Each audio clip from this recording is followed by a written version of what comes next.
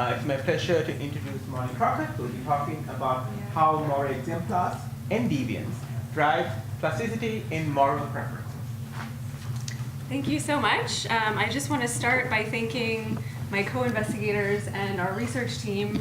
We've had the great fortune to be able to do several really exciting projects through this grant, and it's required a small army of collaborators and research assistants, and they've done an amazing job, so I'm really excited to share the fruits of our efforts.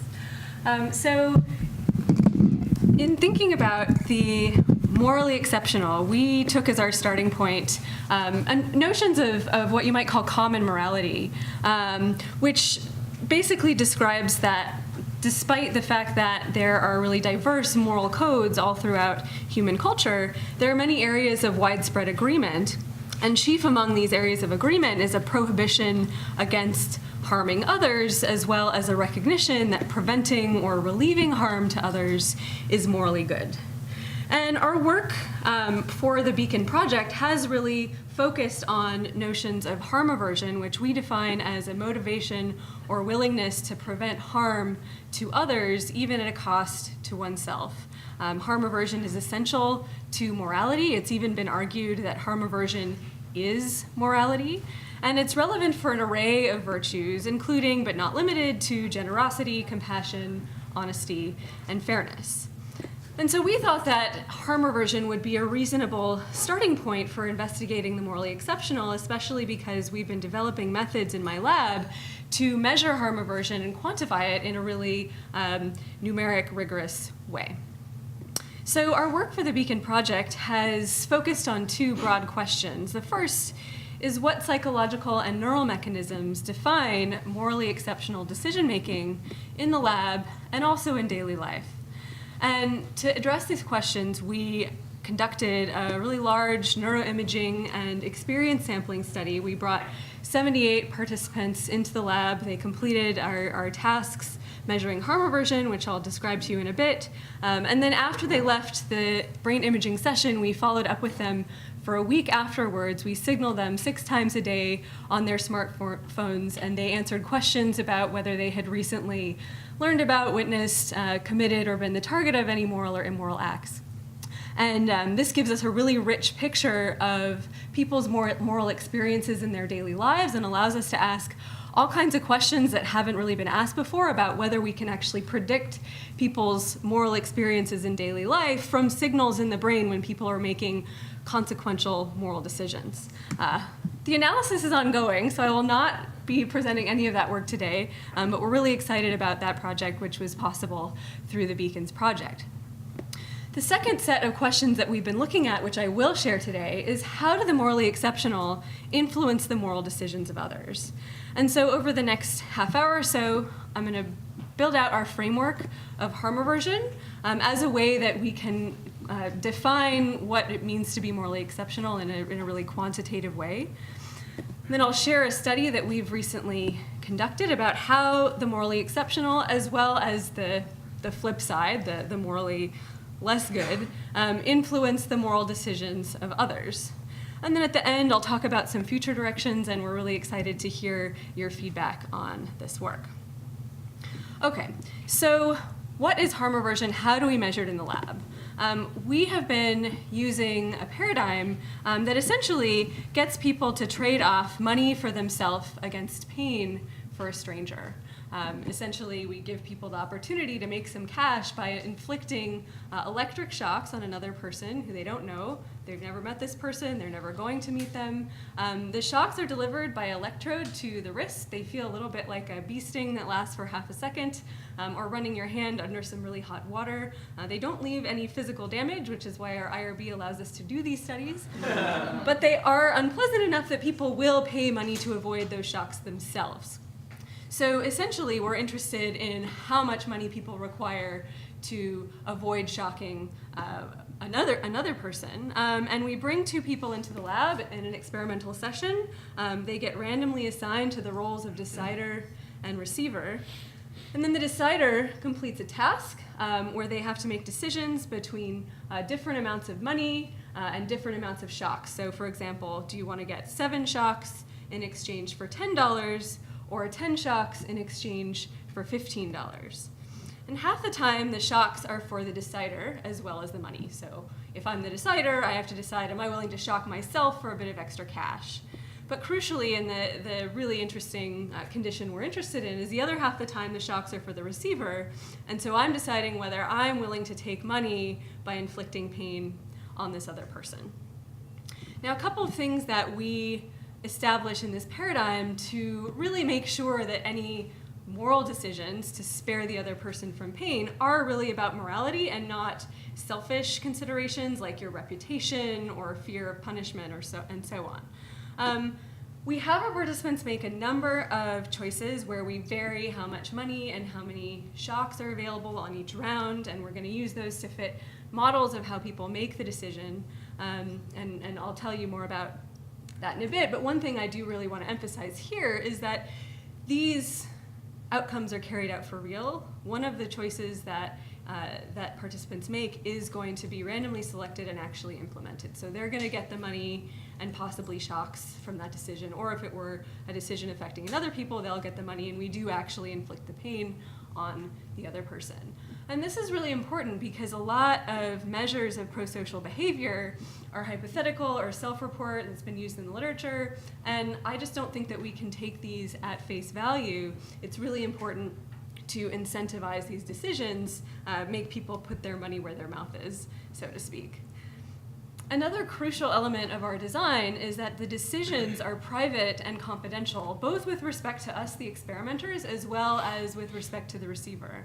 And this is important because one strong motivator of prosocial behavior that's not necessarily altruistic per se is that people really care about their self-image. They want to preserve their reputation. And so by making these decisions totally private, we are really taking that motivation away as best we can. Now, of course, there's always your reputation with yourself, and that might be an interesting thing to get into in the discussion, but this is an important feature of our paradigm. We also make it clear that these roles are fixed. Decider and receiver aren't going to switch places at any point. Because the interaction is anonymous, there's no possibility that the decider is going to run into the receiver at a bar later that day and maybe reap the consequences. And so this, we think, limits any concerns that the decider might have about reciprocity, about being punished for behaving selfishly in this setting. And in our studies, we typically use naive participants in the sense that they have no experience with studies involving electric shocks, no experience with studies involving any type of social interaction in general, and no previous study of economics or psychology. The reason being that we wanted to sort of limit the possibility that people would bring knowledge about, say, the Milgram experiment or other types of social experiments into their experience in our study. And we also wanted to use naive participants because we thought that they would be more likely to believe that we would actually deliver these outcomes. And anecdotal data suggests that is the case. So we think these methods are really important. And we use behavior in this task to quantify each individual's level of harm aversion using a computational model which basically describes the difference in value between two choice options, that's delta V, as a function of the difference in money between the two choice options, or delta M, the difference in shocks between the two options, or delta S, and then the money and the shocks get scaled by a parameter that we call kappa. It's our harm aversion parameter. And it's basically an exchange rate between money and shocks. It goes from 0 to 1. Here is harm aversion from 0 to 1 plotted against how much money people will pay to reduce a shock, or the flip side, how much money they require to increase a shock. As harm aversion goes towards 1, people become increasingly harm averse. They require more and more money to increase the shocks. And you can see that basically if kappa is 1, then the shock term gets multiplied by 1, and the money term gets multiplied by 0, and so people are going to just minimize the harm. At the other end of the spectrum, as kappa goes towards 0, people become profit maximizing, and they care less and less about the pain. So just to give a sense of the kinds of preferences we see in this paradigm. We have participants at the upper end of the scale, you might call them morally exceptional, who refuse to deliver even single shock for a profit of about $30. And at the other end of the spectrum, we have participants who will deliver 20 painful shocks to another person for a profit of about 10 cents. So, wide range of human behavior we can observe with this paradigm. One thing that's really fascinating is consistently in our experiments, we find that people's harm aversion is actually very different when the pain is for self versus when the pain is for other. And in fact, perhaps encouragingly, we find consistently people require more money to shock another person than they require to shock themselves. They're hyper altruistic in this setting. And we've replicated this 8 or 9 different times. So we've done a lot of work on how people make decisions in this paradigm. And we came into this project thinking that maybe this measure, although it's not a perfect or a comprehensive reflection of people's moral character, we do think that it's important. I remember doing these studies initially, and participants would leave the lab, and I would become deeply fascinated about what their harm aversion was. And if my sister was starting to date somebody, I would want to know what he would do in this situation, right? And all of you, when I gave the example of the 20 shocks for 10 cents person, you made a moral judgment. You made an inference about the character of that person. So we do think that this captures something really fundamental about morality that we might be able to use to study the psychology and neuroscience of the morally exceptional. Okay, so this difference between self and other is really interesting. We are focusing now in our work on social influence just on harm aversion with respect to the other person's pain. So for the rest of the talk, you can forget about harm aversion for your own pain and just focus on harm aversion for the other person's pain. Here's a histogram of the sort of distribution of harm aversion for others that we've seen in some of our experiments. So you can see it's sort of nicely distributed around 0.5, and we might define a sort of tentative cutoff for morally exceptional around 0.8. This is going to be sort of less than about 10% of participants who run through our study. Big caveat, of course, these are mostly university students, but so just keep that in mind. So in our work on social influence, we wanted to see if people's preferences in these types of decisions could change after observing a morally exceptional positive role model with a cap of 0.8, and compare that to influence by somebody who's sort of reciprocally or symmetrically not so nice, so a cap of around 0.2. So we have this nice symmetry where people's preferences are mostly around the middle, and so we want to compare influence by a 0.8 person and a 0.2 person. And this, of course, builds on a really long tradition of work on social influence. It's long been known that positive and negative role models can influence our behavior. Moral exemplars play a really important role in our culture, inspiring us to do good, and we've heard a lot of really wonderful work about that process over the past couple of days.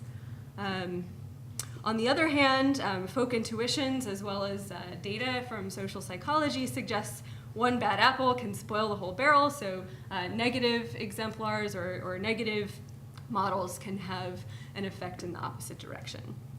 So these social influence effects have in fact been demonstrated for a really wide range of preferences and behaviors, including moral behaviors. And if people are interested in those previous studies, I've included the citations here, although I won't go into detail in the interest of time.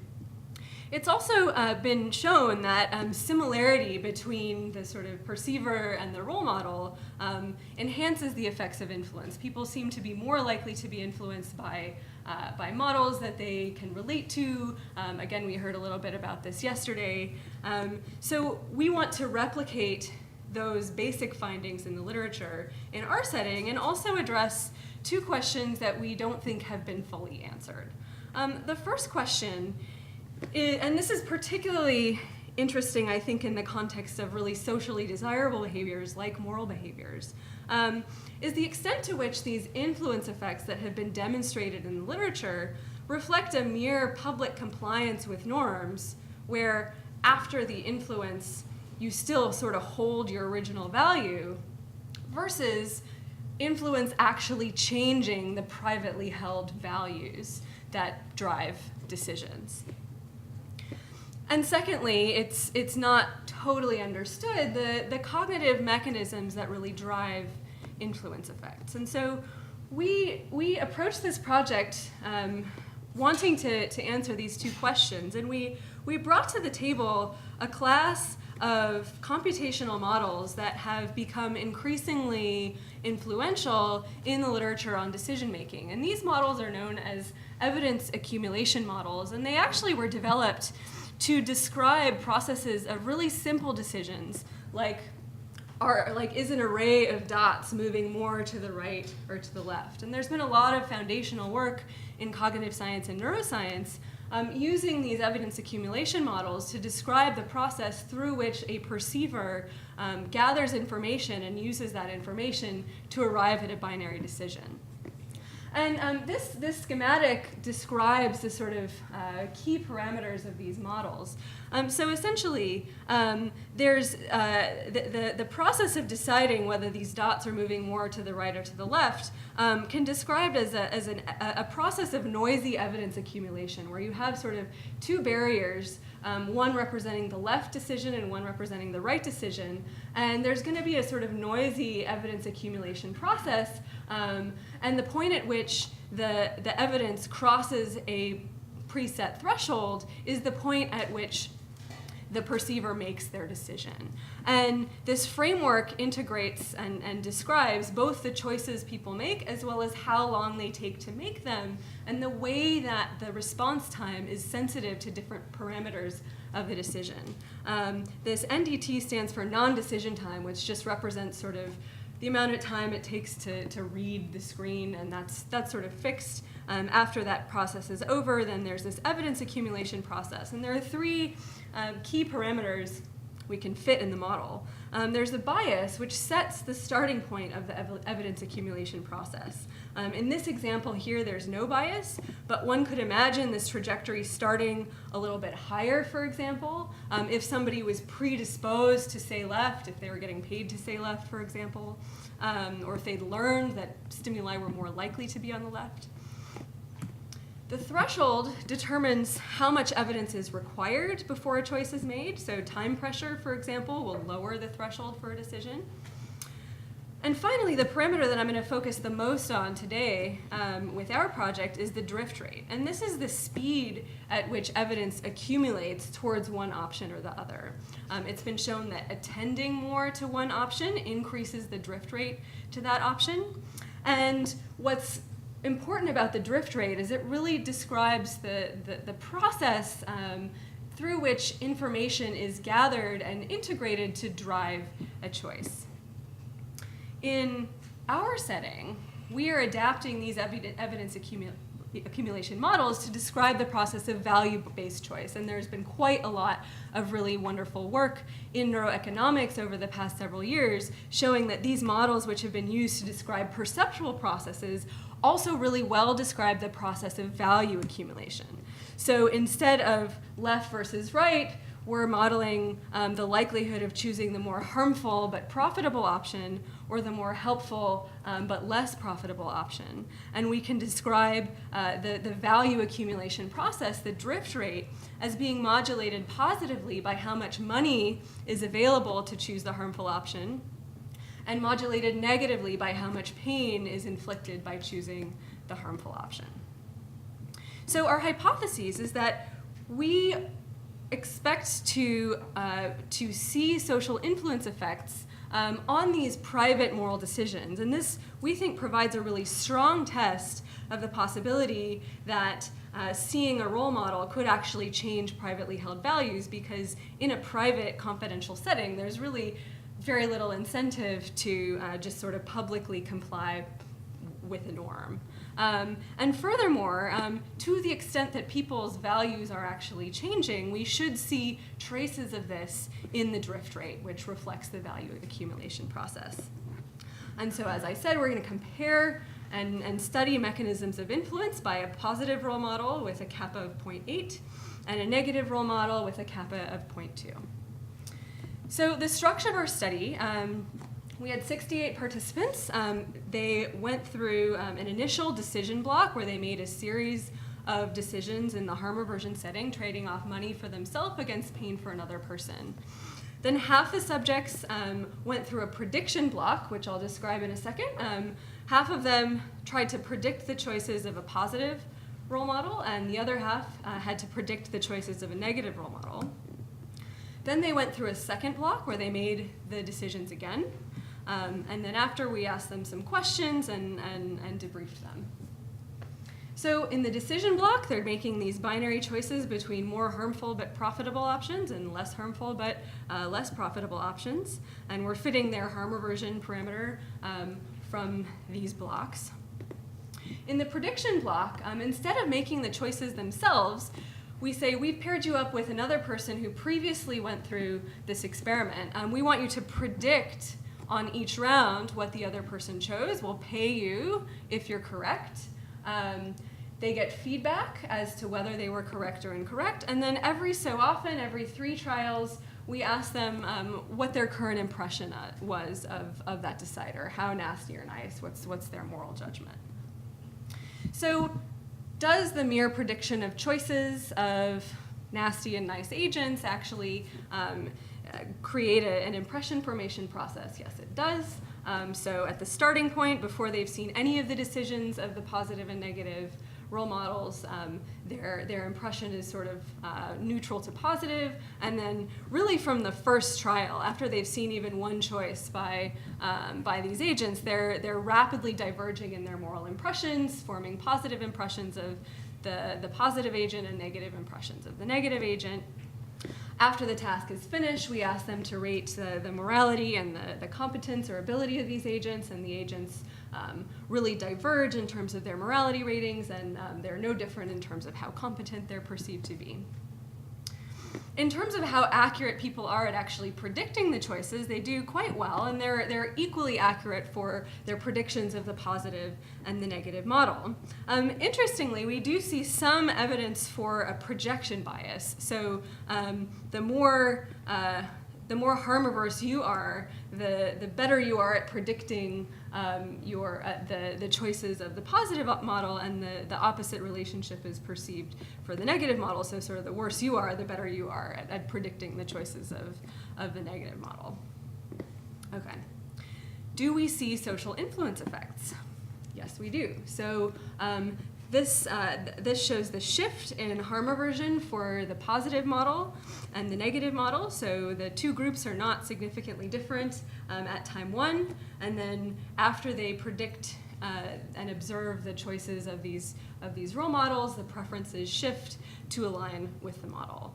And in this setting, we find that positive and negative influence are equal in magnitude. So the size of the shift in absolute terms is not significantly different between the 2 conditions.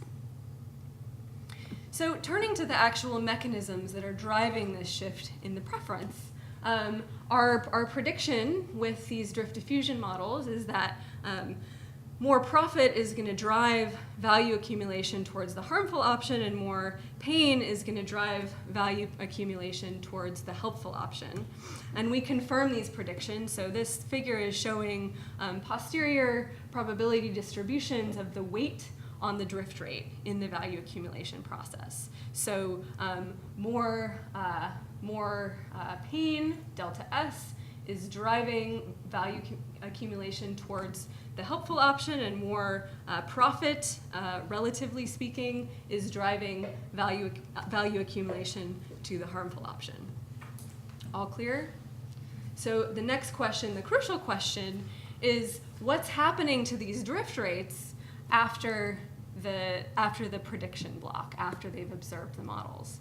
and we find distinct effects of positive and negative influence, where the negative model is showing no effect on the drift rate weighted by shocks, but is showing an increase in the weight that's placed on profit in the value accumulation process. So after people observe the negative model, they're attending more to their own profit, and that's driving value accumulation more towards the harmful choice. What we find for the positive model, our exemplar, is really the mirror image of this. So the exemplar is causing people to attend more to the harm that's caused to the other person, and using that information more in their choice process. All right, what about similarity? What we can do is take a really objective measure of similarity between the preferences of the observer and the preferences of the role model. And we find for both positive and negative influence a strong effect of objective similarity between the preferences of the observer and the preferences of the model. So the more similar your own preferences are to the model, the more you actually shift your weight on the component of choice that's crucial for influence. So the positive model, similarity is increasing the weight on the pain, and for the negative model, similarity is increasing the weight on the profit. We also find some unique effects of positive influence. So exemplars are doing something more that we don't see for negative models. Empathy amplifies positive but not negative influence. So the higher you are on a trait measure of empathic concern, the more sensitive you are in your drift rate on pain to the observation of the positive model. But we don't see that relationship for negative influence. We find something similar for a question that we asked about whether people thought they faced a moral dilemma. So the more that you think you're facing a moral dilemma, the more sensitive your value accumulation process is to observing the positive model. And finally, we were interested in whether people actually consciously could perceive these influence effects. So after the experiment was over, we asked them, do you think that your preferences changed from stage 1 to stage 2? And what we find is that people agree that their preferences change, and it tracks quite well with how much they actually do shift for the positive group, but not so much for the negative group. So people seem to be more conscious of the effects of social influence for positive relative to negative. So just to summarize our findings, we find that inferring moral character for positive and negative role models causes moral preferences to align with those of the model. Positive and negative influence don't differ in their magnitude, but they do seem to differ in their nature, in the cognitive mechanisms that bring them about. Negative influence is characterized by magnified contributions of selfish outcomes of profit to value accumulation in choice, while positive influence is characterized by magnified contributions of others' welfare to value accumulation in choice. Similarity between the perceiver and the model amplifies the effects of influence consistent with previous work. And positive influence seems to be further enhanced by empathy and a sense of moral conflict. People also seem to be more aware of positive than negative influence. So just to wrap up, some future directions. The fact that similarity enhances influence effects, and this is consistent with previous work, suggests that maybe similarity inductions could amplify the effects of positive influence on value accumulation, as we see in our studies. And there's a question whether we could take advantage of homophily in social networks. The fact that people tend to group together with like-minded individuals suggests that attentional manipulations on individuals at key nodes within the network might actually have spreading effects on moral behavior. The fact that influence seems to operate, at least to some extent, by directing attention to consequences of our choices for ourselves versus for other people, suggests that maybe influence effects might be counteracted or enhanced by manipulations of attention. And one thing I take away from this that that I want to think more about is that it suggests that there have been a lot of suggestions about how to encourage moral behavior, and even the Dalai Lama has himself said that generosity makes you really happy, and so it's good for you to be pro-social. But the fact that we see actually positive influence really seems to operate through attention towards outcomes for others suggests that maybe that would be a better route to go for encouraging moral behavior. And finally, I'd be really interested to hear all of your ideas about this. So thank you. Would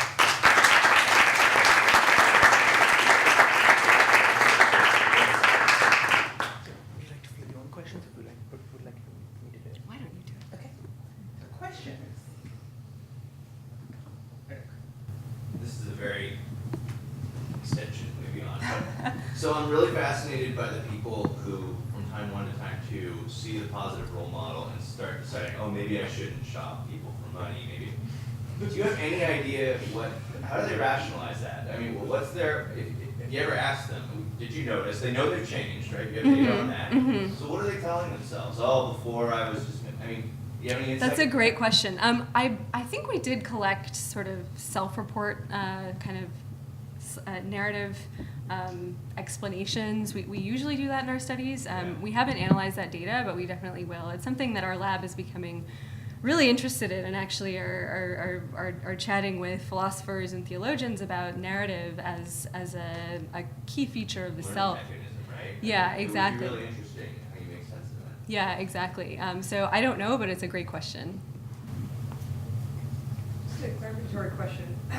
So on the bit about dilemma and conflict, you were asking them whether they thought that they were in a situation, was it explicitly a moral dilemma that you asked with regard to shocking other people for money? Mm-hmm. Oh, that's really interesting. That's really interesting. And very surprising to me. So a kind of non-trivial number of people reported that they understood this to be a moral dilemma. Well, I mean, I think we were wording the question to capture choice conflict. Okay. And I can't remember now if we use the word moral dilemma or just dilemma. Okay, that's a really important distinction for academics like us. I doubt it's a distinction that participants make in a coherent, in a consistent way. So it's a good point. So can I ask about the sort of specificity of the effects, at least as you're presenting them, of the social influence on the drift rate parameter? Mm-hmm. Did you find anything on the other two parameters at all? No. So I think I have some slides on this. So do I have? Maybe I don't. The positive model affects the drift rate sensitivity to pain but not profit, and the negative model affects the sensitivity to profit but not pain. So it's a full interaction. But no effects on bias or threshold or anything like that? So the bias is, so there's no effect on thresholds. The bias, I do have a slide. The effects are not super clear.